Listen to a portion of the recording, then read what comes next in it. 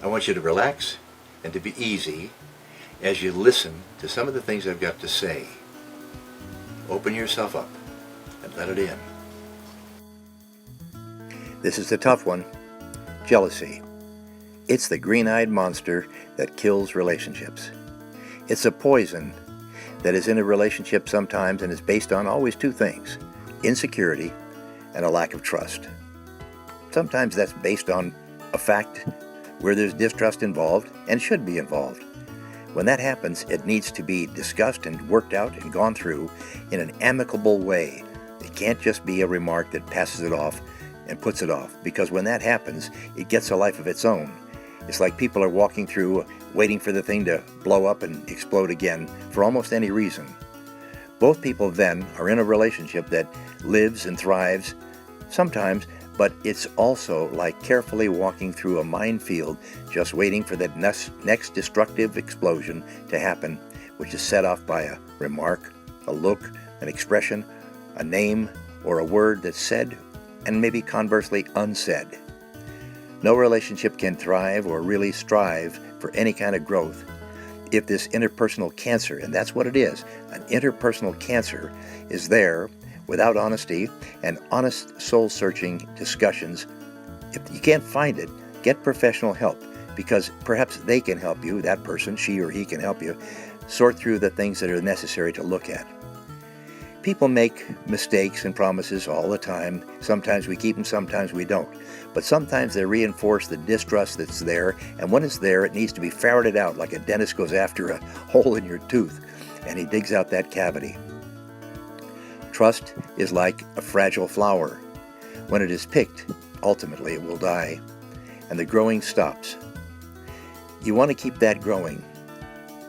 The growing only continues when there's honesty and directness. It's only a matter of time until love withers and dies, unless you keep it alive by honesty, clarity, and communication. When it's missing, do something about it. Deal with this historical core, the things that are there at the beginning, way down deep, that are the causality of this. If, for example, your relationship was built upon a lie, unfaithfulness, when the two of you got together with one another, discuss that and talk about the fears and the fantasies that it raises in you and in the relationship now.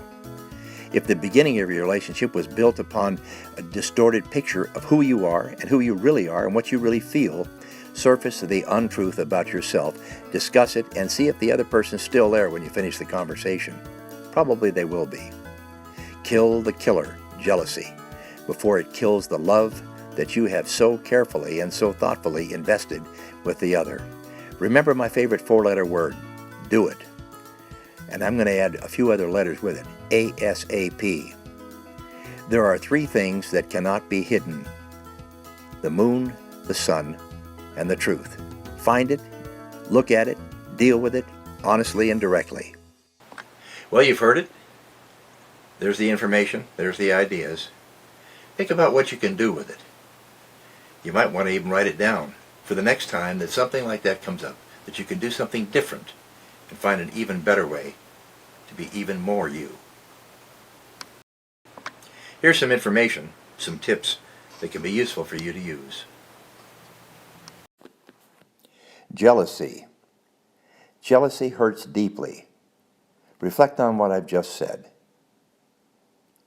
Make an outline of my remarks. Now apply them to your unique situation. If you're too injured and you can't fix it yourself, get professional help. It's time for straight talk if you want to continue. Be honest with yourself. Don't hang on a lover's cross. Now is the time for courageous behavior. Just decide to stay or to leave. I hope the issue that you've been dealing with is clear, more clear now, and perhaps even resolved. But whatever the case is, you may know that time is on your side. Things will get better, it just happens that way. And also understand that if you want more, look us up on the website. I'm there, waiting for you. And I'm Dr. Barry Goodfield.